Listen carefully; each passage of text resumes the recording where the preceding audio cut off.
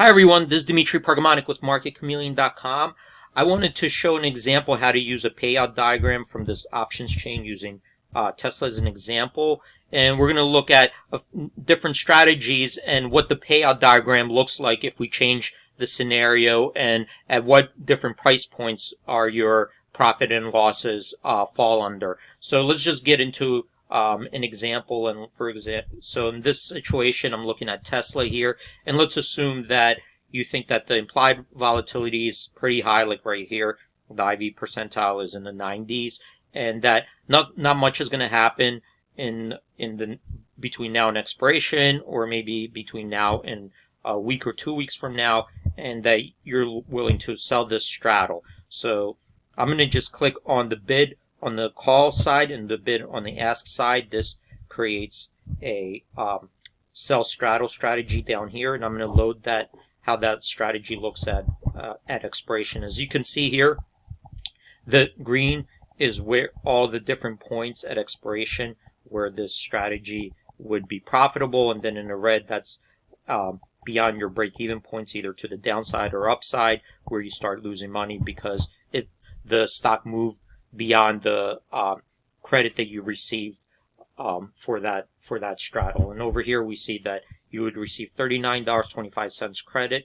The bid ask, which is important, you want to test how wide that bid ask average spread is. So for example here, the midpoint of the bid ask is $39.45. If you sell it on the bid, it's $39.25, so that's a 20-cent difference, which is pretty narrow for a spread like this and for such a high price stock. But you do want to make sure that you're comparing the midpoint, which is considered the fair market value, to where you get the execution, because that's basically your fee for getting an immediate execution. The closer you do it to this price, the better. Then let's go up and let's just change the scenario, and let's just say we don't want unlimited risk. You go out 20%.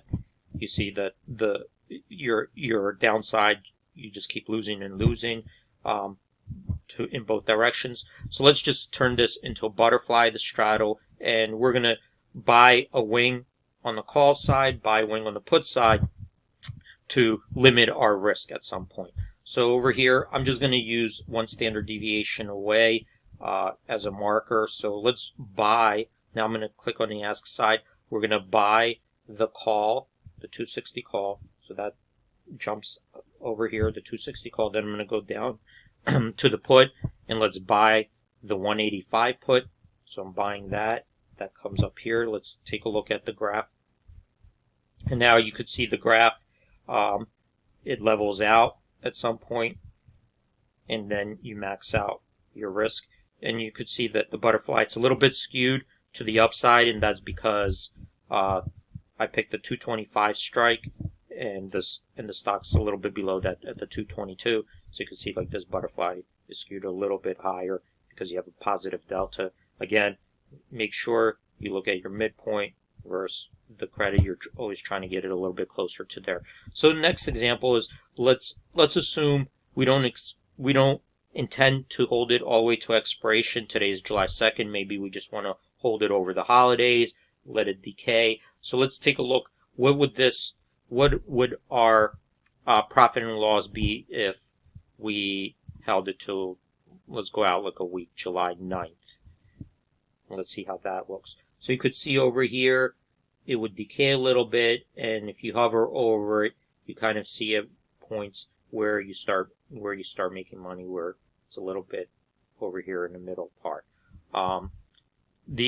Another test we could run is, let's assume that we think the implied volatility is a little bit high. It's going to revert closer towards the mean, and let's just test this out.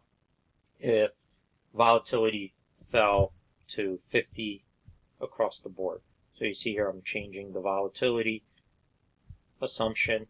What if it was at 50?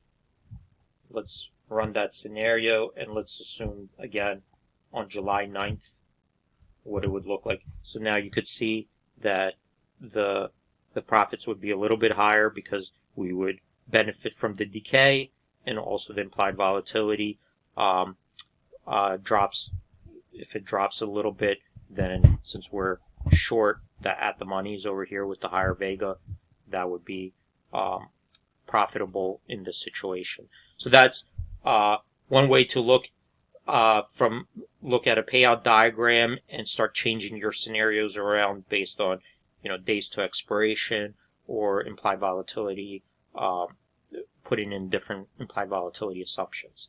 Hope this was helpful. Thanks, guys, and see you in the next video.